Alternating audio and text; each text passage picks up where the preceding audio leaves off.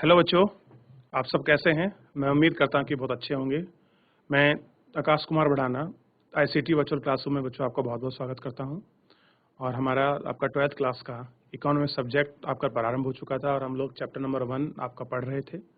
आज उसको हम अंतिम करेंगे और फिर उसके बाद हम चैप्टर नंबर 2 है वो आपका प्रारंभ करेंगे। और चैप्टर नंबर 1 के अंतर्गत जो है बच्चों, हम सब चीज़ों को बहुत अच्छे से आपका देखेंगे कि एक बार रिवीजन का प्रोसेस भी हमारा रहेगा कि हम कैसे कैसे वहाँ रिवीजन करें, क्या क्या चीज़ें इंपॉर्टेंट है, क्या उनको देखना है, तो ये ज़रूरी है। और देखिए, जिन बच्चों ने अभी तक ऐसा है कि अपना लेक्चर रिवीजन नहीं किया है, नहीं पढ़े हैं, वो भी अपना पढ़ लीजिए। देखिए, एक लेक्चर निकल चुका है, नेक्स्ट आपके क्लास में आपका सेकेंड लेक्चर आपका प्रारंभ हो जाएगा, ये आपको देखना है। तो बिल्कुल आप तत्पर रहिए, अपनी पढ़ाई को बहुत अच्छे से करते रहिए, क्योंकि समय आपका निरंतर आपका निकल रहा है। तो समय को वेस्ट ना करें, अपनी पढ़ाई पर प्रॉपर फोकस करें। क्लियर है बच्चों? ये आपको जो है ध्यान रखना है, ठीक है। और दूसरा, उसी के साथ आप चीज़ों को ये देखें कि हम जो कल अपने टॉपिक पढ़ा था, हमने बाजार को देखा था कि बाजार क्या है। हमने बाजार की जो स्थिति थी उसका अवलोकन किया, किस आर्थिक क्रिया को, किस आपका गतिविधि को बाजार कहेंगे। वो वाला बाजार नहीं जो हम बाजार आपका सोचते हैं, वो आपका देखते हैं। और बाजार में हम ये देखते हैं कि कोई आप वस्तु अपना कैसे मूल्य आपका निर्धारित करती है, कैसे समाज के व्यक्ति द्वारा आपका किसी वस्तु का मूल्यांकन होता है और उसी के आधार पर किसी वस्तु का या आपका सर्विस का जो मूल्य है वो आपका फिक्स हो जाता है। तो इन सब चीज़ों को हम लोग अपने लेक्चर में आपका देख रहे थे, आपका जान रहे थे। क्लियर है? तो इन सब चीज़ों को हम लोगों को बहुत अच्छे से आपका देखना है, जानना है, और हम इन सब चीज़ों को आगे अपना कंटिन्यूस आपका पढ़ते चलेंगे, अपना करते चलेंगे। क्लियर है? चलिए, ज़्यादा समय ना लेते हुए सीधे हम लोग चलते हैं आपका डिजिटल बोर्ड की तरफ। आगे बढ़ने से पहले एक बार हम लोग बाजार की तरफ, जो हमारा पिछला लेक्चर था, उसको एक बार आपका हम लोग देख लेते हैं, ताकि कुछ चीज़ें हैं जो आपका हम लोग आपका रिवीजन कर लें उसके अंतर्गत। देखिए, हम लोग कल जो है आपका बाजार को पढ़ रहे थे कि आप भाई किसको बाजार कहेंगे। क्लियर है? केंद्रीकृत जो आपकी योजनाबद्ध तरीके के, हमने बिल्कुल विपरीत को बाजार को देखा। बाजार एक ऐसी संस्था थी जहाँ भी आर्थिक क्या होते थे बच्चों, आपके क्रियाकलाप का अनुसरण करते थे। और जो है व्यक्ति क्या है, बिल्कुल निर्बाध अंतः क्रिया प्रदान करती है, उनको फ्री है अपनी चीज़ों को लेने के लिए, बेचने के लिए। क्लियर है? और अपने धन को खर्च करने के लिए। और ऐसा एक हमको जगह मिलती है।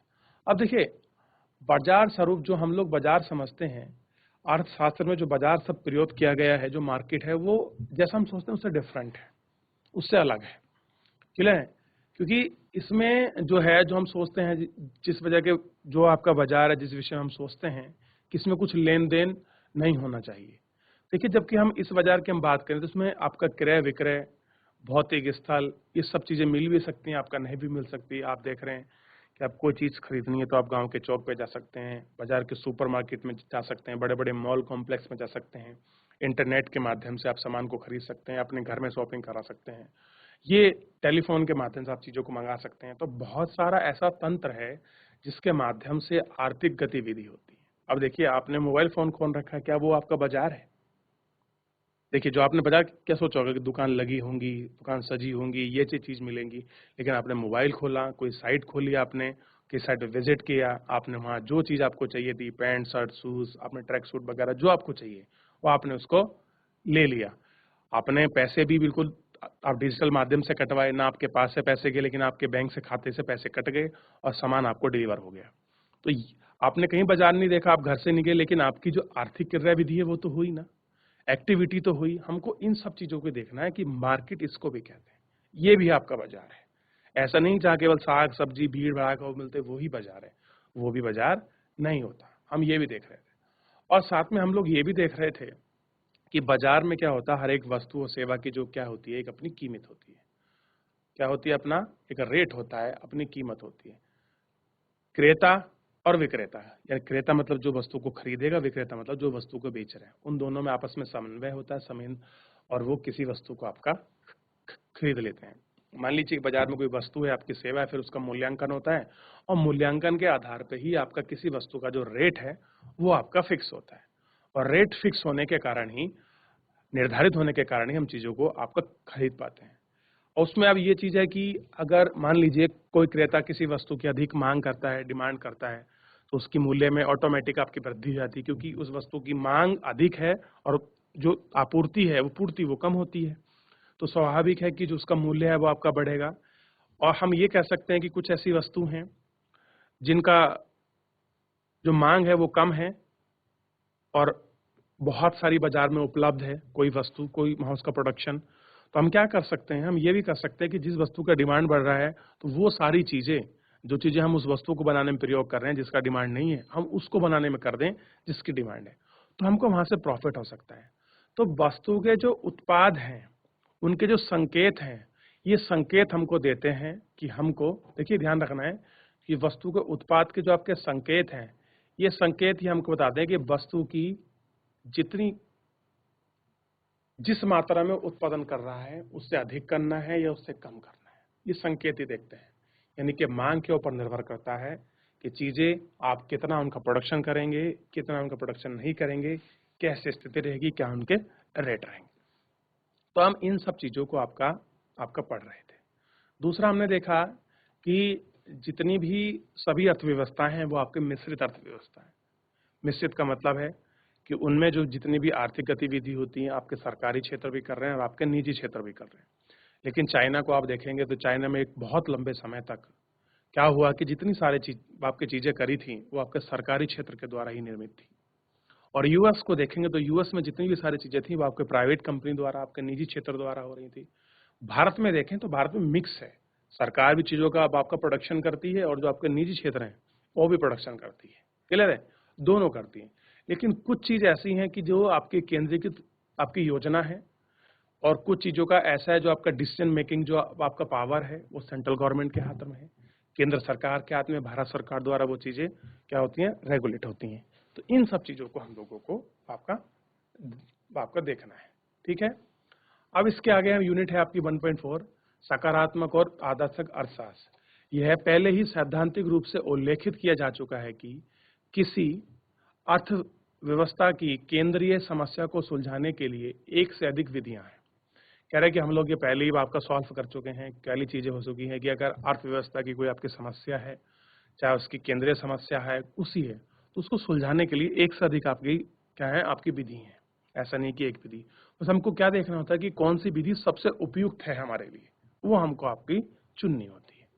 ठीक है, एक से अधिक विधियां, ये निम्नलिखित क्रिया विधियां सामान्यतः इन समस्याओं के अनेक विभिन्न समाधान प्रस्तुत करती हैं। और कह रहे कि जो भी ये आपकी क्रिया विधियां हैं, जो भी कोई आपकी समस्या है, उस समस्याओं के आपके डिफरेंट जो आपके सॉल्यूशन है, अलग अलग जो आपके सॉल्यूशन है, उनके समाधान जो है हमको आपका प्रस्तुत आपका करती हैं।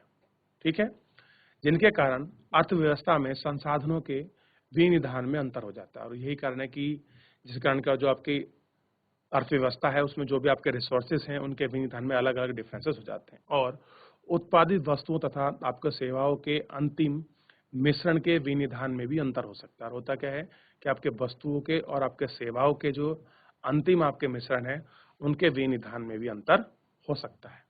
इसी कारण यह समझना अत्यंत आवश्यक है कि इन वैकल्पिक आपके क्रिया विधि में से कौन सी क्रिया विधि किसी अर्थव्यवस्था की दृष्टि से सबसे अच्छी होगी। अब कह रहे जितनी आपकी विधि हैं, जो भी आपका वस्तु और अंतिम सेवा जो उत्पादन हो रहा है, जो उसका मिश्रण जो एलोकेशन हमको प्राप्त हो रहा है, उसकी समस्याओं के लिए कौन सी हम विधि को अपनाएं, जिसकी विधि की दृष्टि से देखें कि वो सबसे अच्छी रहेगी। उनको क्या देखना है कि उनकी दृष्टि से जो है आपका सामान्य स्थिति से आपसे सबसे अच्छी रहेगी। अब देखिए, अर्थशास्त्र में हम विभिन्न आपकी क्रिया विधियों का विश्लेषण करते हैं कि अर्थशास्त्र में बहुत सारी ऐसी क्रिया विधि है जिनका हम विश्लेषण करते हैं तथा इनमें से प्रत्येक क्रिया विधि के उपयोग में होने वाली संभावित परिणामों का विश्लेषण आपका करने का प्रयत्न करते हैं। और हम लोग ये भी देखते हैं कि जितनी भी एक्टिविटी हैं उन एक्टिविटी में आपकी जो भी आपकी क्रिया विधि है संभावित, उन परिणामों का हम लोग क्या करते हैं, आपका विश्लेषण करने का आपका प्रयत्न करते हैं।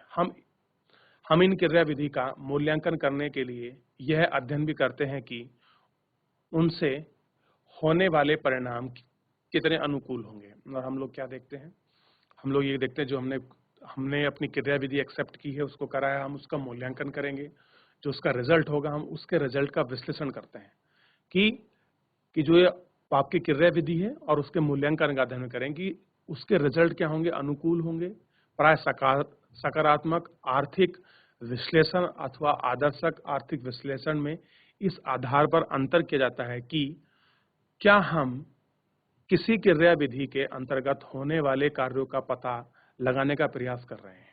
और हम लोगों को क्या कोशिश होती है कि हमारी कोशिश ये रहती है कि जो भी कोई आपकी क्रिया विधि है, उस क्रिया विधि के अंतर होने वाले जो कार्य हैं, उन कार्य को लगाने का हम लोग प्रयास करते हैं अथवा उसका मूल्यांकन करने का और साथ में उसको चेकिंग बैलेंस करने का। सकारात्मक आर्थिक विश्लेषण के अंतर्गत हम यह अध्ययन करते हैं कि विभिन्न आपकी क्रिया विधियां किस प्रकार कार्य करती है, और हम भी ये भी देखते हैं कि जो आपकी कोई क्रिया विधियां हैं वो किस प्रकार कार्य करती है।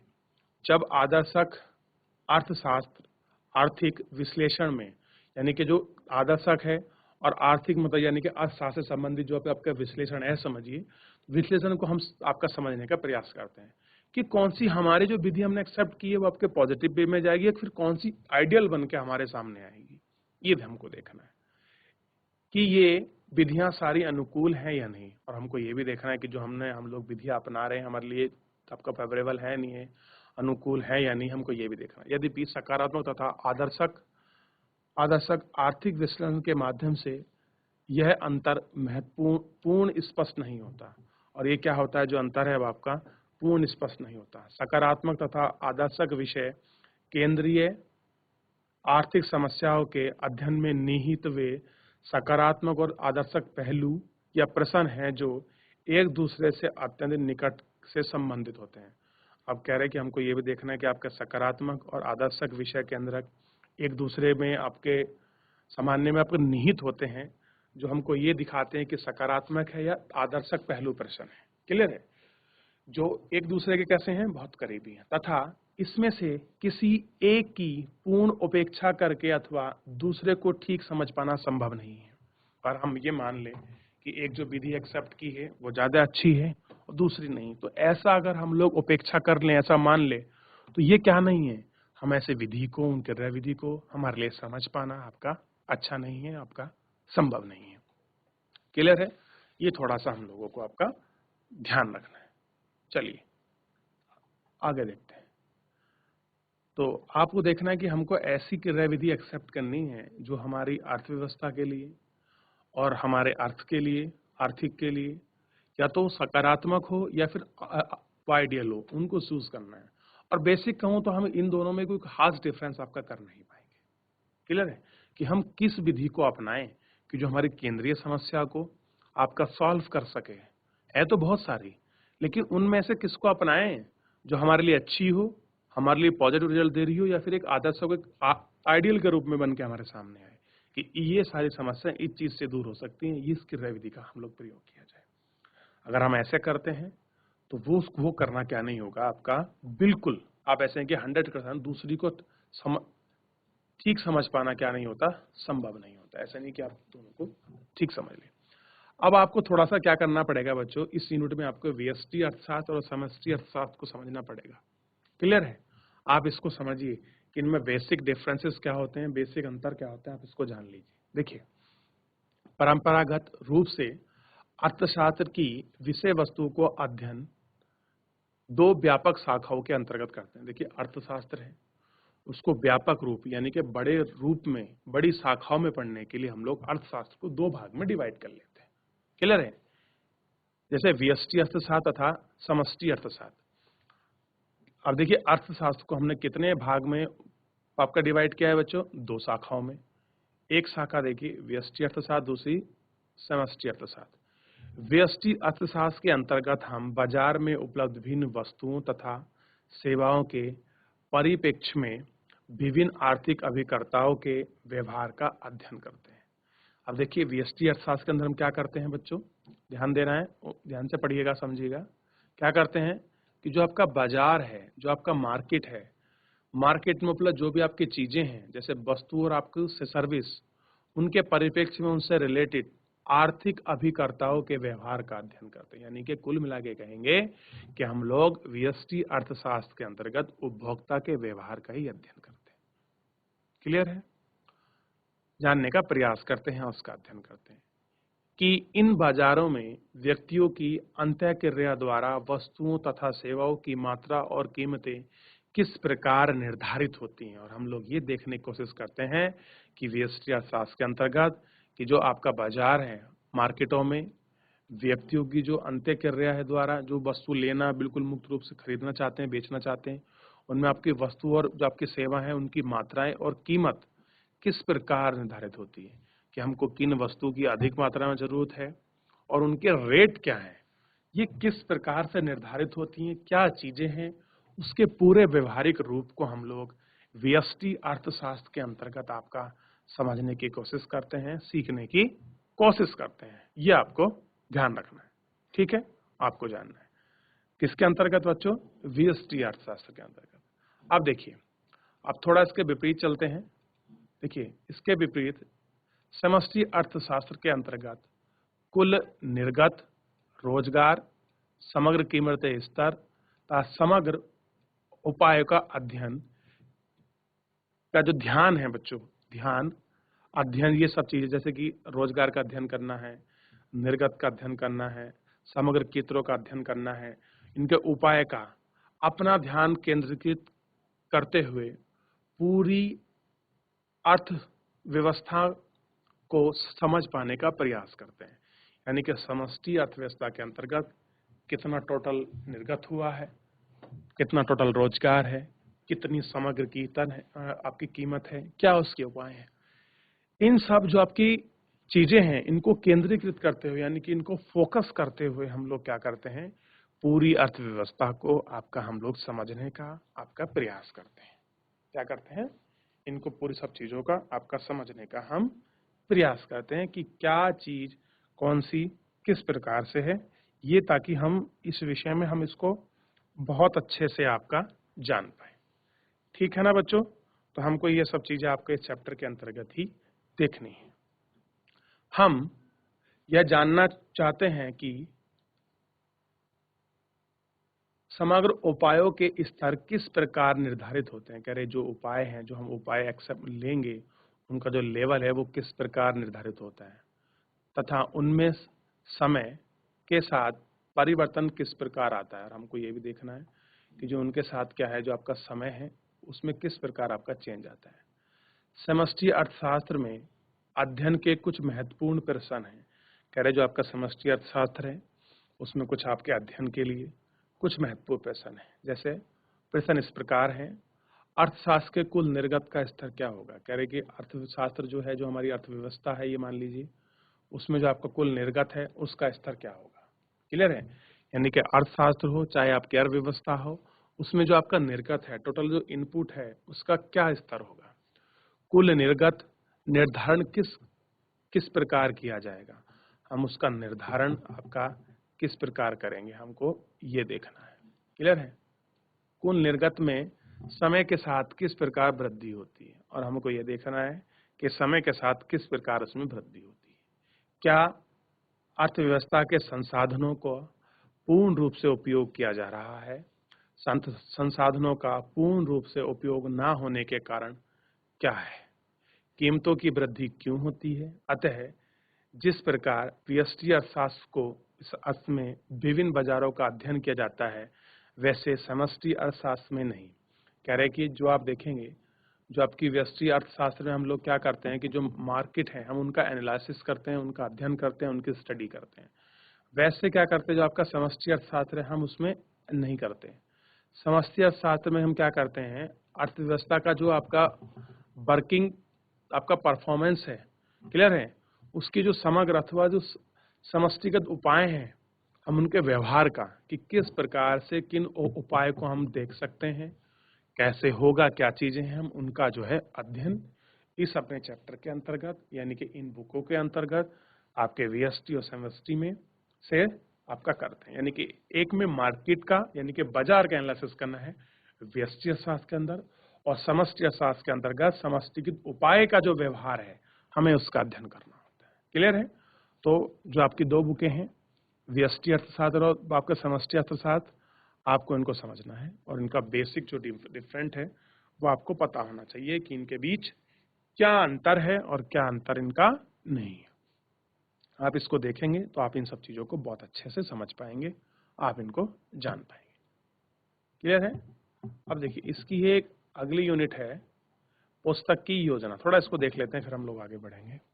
देखिए यह पुस्तक आपको व्यष्टि अर्थशास्त्र के आधारभूत विचारों से परिचित कराएगी। अब देखिए जो हम चीज पढ़ रहे हैं व्यष्टि अर्थशास्त्र में, जो आप इस पुस्तक को पढ़ेंगे तो ये बताएगी कि जो व्यष्टि अर्थशास्त्र के जो आधारभूत विचार हैं, जो थिंकर है, उससे हम परिचित होंगे।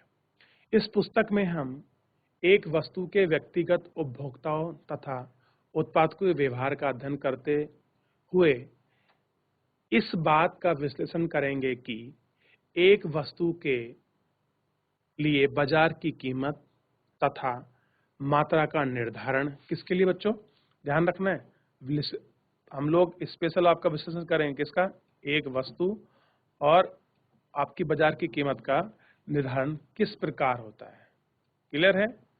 दूसरे अध्याय में हम उपभोक्ता के व्यवहार का अध्ययन करेंगे और हम क्या करेंगे कि जो उपभोक्ता है उसके व्यवहार का हम लोग अध्ययन करेंगे। तीसरे अध्याय में उत्पादन तथा लागत के आधारभूत विचारों पर आपकी चर्चा करेंगे और हम लोग क्या देखेंगे, जो आपका तीसरा उपाय है उसमें क्या देखेंगे, जो उत्पादन है और जो आपका लागत है उसके आधारभूत जो विचार है हम उन पर आपकी अपनी चर्चा करेंगे।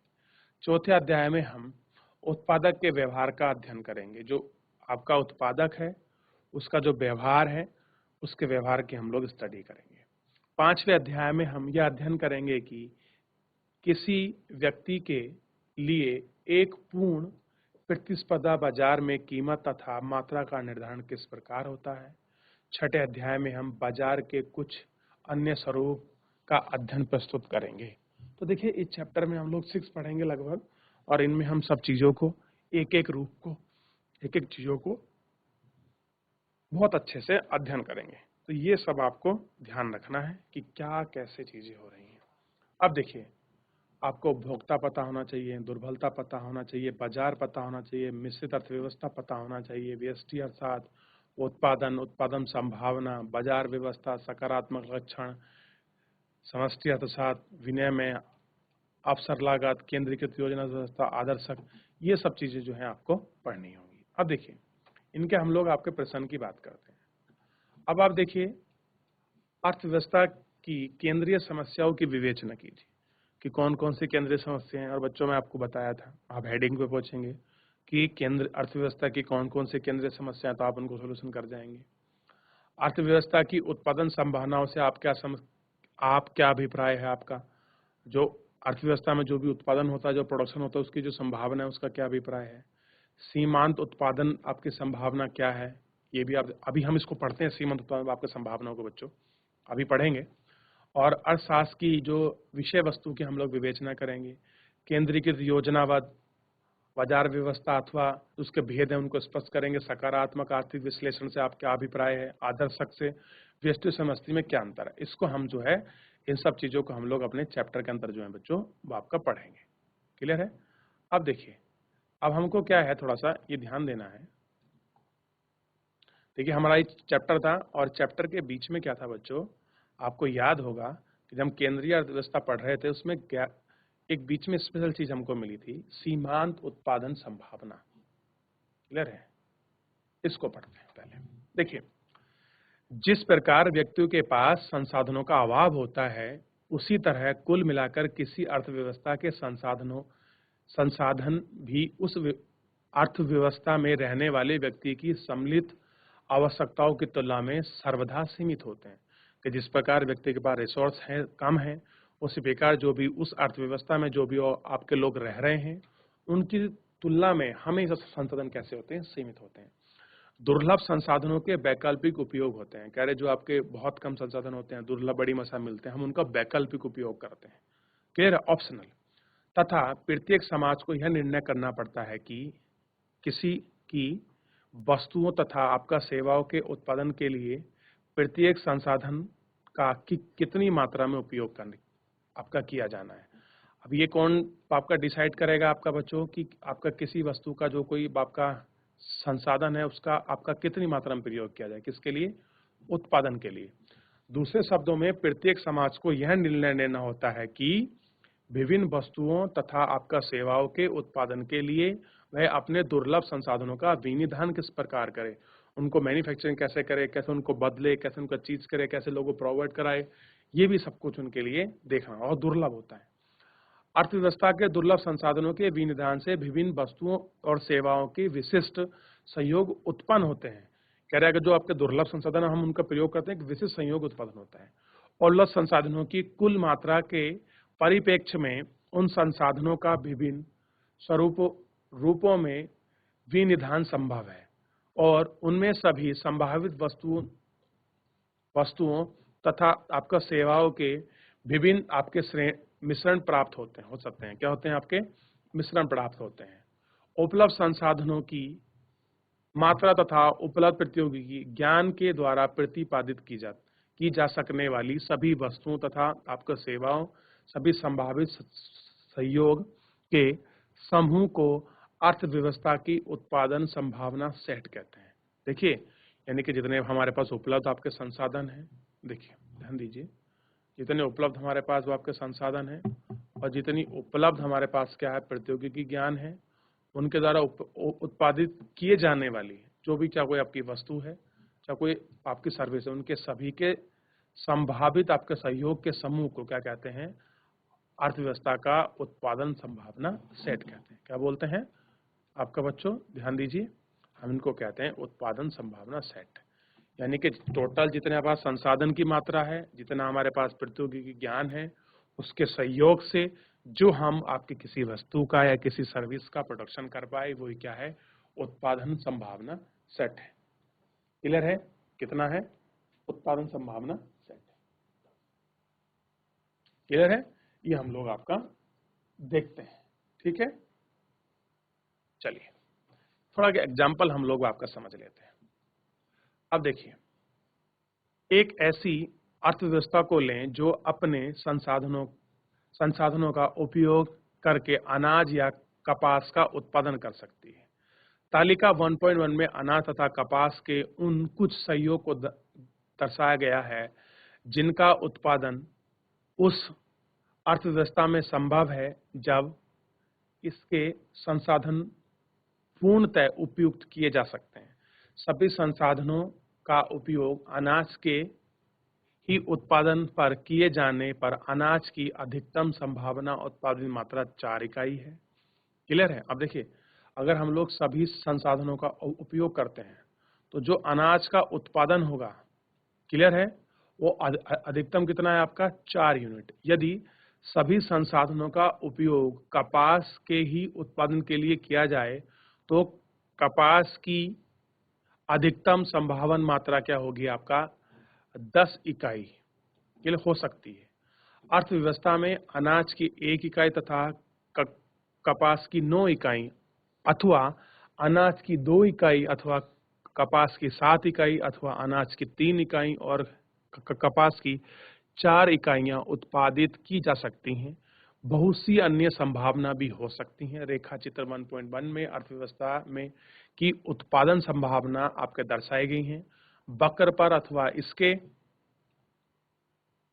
नीचे कोई भी बिंदु अनाज तथा कपास के सहयोग को आपका दर्शाती हैं, जिसका उत्पादन अर्थव्यवस्था के संसाधनों द्वारा संभव है। अतः यह वक्र कपास की किसी निश्चित मात्रा के बदले अनाज की अधिकतम संभावित उत्पादित मात्रा तथा अनाज के बदले कपास की मात्रा को आपका दर्शाता है। इस वक्र को सीमांत उत्पादन संभावना कहते हैं। क्या बोलते हैं?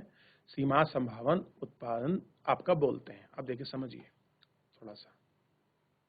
अगर मान लीजिए हमारे पास पूरे संसाधन हो, हमारे पास खेती है, तकनीकी है, अनाज है, अगर हम सारी अपनी पहली संभावना ए लगाएं तो अनाज का जो प्रोडक्शन होगा वो आपका 0, जबकि कपास का क्या होगा? 2 होगा। अगर हम लोग सारे उसमें कुछ और ऐड कर दें तो अनाज बढ़ जाएगा और उतना करने से कपास का जो मात्रा है आपका गिर जाएगी। ऐसी करके 1 2 3 करके आप देखेंगे, अगर हम पूरा सहयोग अनाज पर लगा देंगे तो कपास की जो दूसरी मात्रा है वो आपका 0 हो जाएगी। तो यही कह सकते हैं कि उत्पादन संभावना जो सेट है उसमें जितनी हमारे पास संसाधन है, जितनी आपकी तकनीकी से प्राप्त हम उत्पादन कर सकते हैं, वही आपका क्या है बच्चों? ध्यान रखेंगे, उत्पादन संभावना सेट है। चलिए थोड़ा इसको हम लोग आपका देख लेते हैं। देखिए, ये रहा कपास और ये रहा अनाज। देखिए वक्र को देखिए, इस प्रकार आपको वक्र दिखाई दे रहा है। देखिए, सीमांत उत्पादन संभावना अनाज तथा कपास के उन सहयोग को आपका दर्शाती है जिनका उत्पादन अर्थव्यवस्था के संसाधनों का पूर्ण रूप से उपयोग करने पर किया जाता है। ध्यान दीजिए कि सीमांत उत्पादन संभावना के ठीक नीचे स्थित कोई भी बिंदु अनाज तथा कपास का वह सहयोग दर्शाता है जो तब उत्पादित होगा जब सभी अथवा कुछ संसाधनों का उपयोग या तो पूरी तरह ना कि अथवा हो गया हो अथवा उनका अपव्यय करने के लिए किया गया हो। यदि दुर्लभ संसाधनों में से अधिक संसाधनों का उपयोग अनाज के लिए किया जाएगा तो कपास के लिए कम संसाधन उपलब्ध होंगे। यानी कि अगर हम टोटल जितने हमारे पास संसाधन है, अगर हम टोटल कपास के लिए लगाएंगे तो कपास बढ़ेगा, अनाज नहीं बढ़ेगा। अनाज के लिए लगाएंगे तो कपास नहीं बढ़ेगा। तो जैसे जैसे हम जितना संसाधन लगाते चले जाएंगे वैसे ही क्या होगा, जो हमारा प्रोडक्शन है, जो हमारी चीजें हैं, वो वैसे ही आपकी बढ़ती चली जाएंगी, वैसे ही आपका होती चली जाएंगी। ये थोड़ा सा जो है आपको ध्यान रखना है, ठीक है। अब देखिए, यहां से देखते हैं एक बार फिर से कि ध्यान दीजिए कि सीमांत उत्पन्न संभावना के ठीक नीचे स्थित कोई बिंदु अनाज अथवा कपास के वह सहयोग को दर्शाता है जो तब उत्पादित होगा जब सभी को संसाधन पूरी तरह ना किए जाए अथवा उनका अपव्यय करते हुए किए गए हों। यदि दुर्लभ संसाधनों में से अधिक संसाधनों का उपयोग अनाज के लिए किया जाएगा तो कपास के उत्पादन के लिए कम अनाज उपलब्ध होंगे। इस तरह कपास को अपनाने पर अनाज के लिए कम संसाधन मिलेंगे। अतः यदि हम किसी एक वस्तु की अधिक मात्रा प्राप्त करना चाहते हैं तो अन्य वस्तु की मात्रा कम प्राप्त की जा सकती है। इस प्रकार किसी एक वस्तु की कुछ अधिक मात्रा प्राप्त करने के बदले दूसरी मात्रा को कुछ मात्रा में छोड़ना पड़ेगा। यानी कि अगर आपको चाहिए कि आपको दूसरे का प्रोडक्शन ज्यादा करना है, जैसे कि आपको चाहते हैं कि आपका अनाज का प्रोडक्शन ज्यादा हो, तो आपको कपास का थोड़ा सा प्रोडक्शन आपको छोड़ना पड़ता है। इसे वस्तु की एक अतिरिक्त इकाई प्राप्त करने की अवसर लागत कहते हैं। और हमको क्या बोलते हैं, इसको हम अवसर लागत।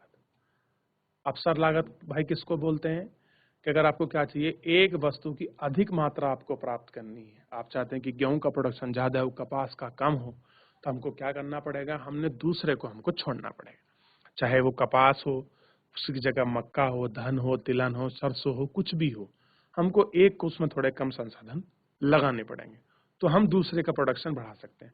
अगर ऐसी स्थिति होती है, इसमें इसे वस्तु की एक अतिरिक्त इकाई प्राप्त करने की अवसर लागत कहते हैं। और हम उसको क्या बोलते हैं, अवसर लागत। एक अतिरिक्त यूनिट प्राप्त करने को हम क्या बोलते हैं, अवसर लागत कहते हैं। प्रत्येक अर्थव्यवस्था को अपने पास उपलब्ध अनेक संभावनाओं में से किसी का एक चयन करना पड़ता है। दूसरे शब्दों में बहुत सी उत्पादन संभावनाओं में से किसी एक का चयन करना ही अर्थव्यवस्था की केंद्रीय समस्या है। अब देखिए क्या कह रहा है कि जो भी हमारी प्रत्येक अर्थव्यवस्था है उनके पास अनेक आपकी संभावनाओं में से किसी एक का चयन करना। हमारे पास दो संभावनाएं, हम गेहूं भी पैदा कर सकते हैं, कपास भी कर सकते हैं, लेकिन उनमें से हमको एक ही पैदा करनी है अधिक मात्रा में। तो ये जो हम चयन कर रहे हैं, जो आपका सिलेक्शन कर रहे हैं, ये सिलेक्शन ही क्या है आपका बच्चों, अर्थव्यवस्था की केंद्र की समस्या है, जो हम पहले भी पढ़े थे। दूसरे शब्दों में बहुत सी उत्पादन संभावनाओं में से, यानी कि गेहूं भी ज्यादा हो सकता है, कपास भी हो सकता है, मक्का भी, बाजरा भी, उनकी संभावनाओं से एक का चयन कि हमको तो गेहूं अधिक उपज करना ही अर्थव्यवस्था की केंद्रीय समस्या है। और है क्या कि हमारी अर्थव्यवस्था की ये केंद्रीय समस्या है। क्लियर है? ये आपको ध्यान रखना है कि जो हमारे केंद्र की अर्थव्यवस्था में किस प्रकार क्या चीजें हैं। आप किसको उत्पादन संभावना सेट कहेंगे, क्लियर है? आप बच्चों किसको किसको सीमांत उत्पादन सामान कहेंगे और किसको अवसर लागत कहेंगे। और आपको पता लग रहा है कि जो चयन की समस्या हो रही है, ये चयन की समस्या ही क्या है आपका केंद्रीय अर्थव्यवस्था की या आर्थिक की क्या है समस्या है। और देखिए ये समस्या है, लेकिन समस्या जन्म क्यों दे रही है? क्योंकि संसाधन कैसे हैं, सीमित हैं, कम हैं, ये सब उसकी वजह से तो प्रॉब्लम हो रही है। क्लियर है? तो आपको ध्यान रखना है कि क्या चीजें हैं, किस प्रकार है, अब उनको ध्यान देंगे। चलिए, तो इस लेक्चर को हमने बहुत अच्छे से पढ़ा। अब देखिए मैं एक बार दोबारा से आपको छोटा जल्दी आपको ब्रीफ में रिवीजन करा देता हूँ कि हमने चैप्टर के अंतर्गत क्या क्या चीजें पढ़ी हैं। देखिए सबसे पहले आप देखिएगा, आप देखिए सामान्य अर्थव्यवस्था के बारे में हम लोगों ने इसके अंतर्गत पढ़ा था कि क्या कैसे चीजें हैं। अर्थव्यवस्था की जो केंद्रीय समस्याएं हैं ये देख रहे थे हम, किन वस्तु का उत्पादन किया जाए और कितनी मात्रा में किया जाए, ये वस्तु का जो उत्पादन होगा वो आपका किस प्रकार होगा, और इन वस्तु का उत्पादन आप किसके लिए किया जाएगा, ये हम लोग अपने लेक्चर में आपका देखे थे। क्लियर है? और अभी अभी हम लोग सीमांत उत्पादन भाव की संभावना जो है हम लोग उसको भी देखे हैं, और साथ ही में अवसर लागत को भी हम लोग आपका देखें। आर्थिक क्रियाकलापों का जो आयोजन है, जो भी आपके आर्थिक क्रियाकलाप होने, किसी वस्तु या सेवा का निर्माण होना है, वो केंद्रीकृत योजना अर्थव्यवस्था के अनुसार होना है, आपकी निजी चीजों का होना है, उसको हम लोग आपका देखे थे। क्लियर है? बाजार अर्थव्यवस्था को हम लोग पढ़े कि मार्केटिंग जो होता है, बाजार अर्थव्यवस्था क्या होती है, उसको हम लोग आपका देख रहे थे। और उसी के साथ हम लोगों ने देखा कि सकारात्मक और आदर्शक अर्थात क्या है कि हमको कौन सी आपकी क्रियाविधि अपनानी चाहिए जो हमारे लिए सबसे अनुकूल हो। और फाइनली हम रूप से ये देखा कि अगर हम लोग एक की अपेक्षा कर लें कि सबसे सही होगी, तो दूसरे को ऐसा समझ पाना ठीक नहीं होगा। फिर हम लोगों ने वीएसटी और आपके समव्यष्टि अर्थव्यवस्था के अंतर्गत समझा कि वीएसटी में हम लोग अर्थशास्त्र का अध्ययन करेंगे, सॉरी बाजार का, या अर्थशास्त्र में हम लोग किसका अध्ययन करेंगे, बाजार का, मार्केट का अध्ययन करेंगे। और हम वीएसटी अर्थव्यवस्था के अंतर्गत क्या है बच्चों, कार्य निष्पादन के समग्र अथवा समष्टिगत उपाय के जो आपका व्यवहार है उसका अध्ययन करेंगे। और हम लोग पुस्तकों की जानकारी है उनको लेंगे। तो हम लोगों ने इस चैप्टर के माध्यम से इन सब चीजों को आपका बहुत अच्छे से समझा और जाना और इनको देखा। क्लियर है? तो मैं उम्मीद करूंगा कि आप सबको क्या होगा, ये लेक्चर आपको समझ आया होगा। आप इसको घर जाकर बहुत अच्छे से पढ़ेंगे और इसका बहुत अच्छे से आप लोग रिवीजन करेंगे। किसी प्रकार का कोई प्रश्न, कोई डाउट रहता है तो आप हमसे क्या है बच्चों, अपना कमेंट सेक्शन के माध्यम से आप हमसे अपना प्रश्न जो है पूछ सकते हैं। चलिए, और आज जो है बच्चों हमारा जो आपका लेक्चर है चैप्टर नंबर 1 आपका समाप्त हो गया है। अब हम नेक्स्ट लेक्चर में आपका सेकंड चैप्टर को हम लोग देखेंगे और उसको आगे कंटिन्यू करेंगे। क्लियर है? तो ध्यान रहिए, हम लोग मिलते हैं आपका नेक्स्ट लेक्चर में। सब चैप्टर को प्रॉपर रिवीजन करें, सब समय को बिल्कुल प्रॉपर समय दीजिए। क्लियर है? ताकि आपकी पढ़ाई बहुत अच्छे से हो। आपने जो संकल्प लिया है जब तक उसको निश्चित तरीके से दृढ़ न ले लो, तो उसको पूरा ना कर दो, तब तक हमको शांति से, चैन से नहीं बैठना है। अब इसका मतलब ये नहीं कि हमको छलकूद करनी है बच्चों, हमको बिल्कुल अच्छे से आपकी पढ़ाई करनी है, मेहनत के साथ, समयबद्ध तरीके से। किसी प्रकार की हमसे कोई भूल चूक ना हो। हम अपनी पढ़ाई के लिए पूरा निरंतर अभ्यासरत रहें। क्लियर है? तो आपका मुझसे जुड़ने के लिए बच्चों बहुत बहुत धन्यवाद। आपको मिलते हैं आपका नेक्स्ट लेक्चर में। आपका दिन शुभ हो।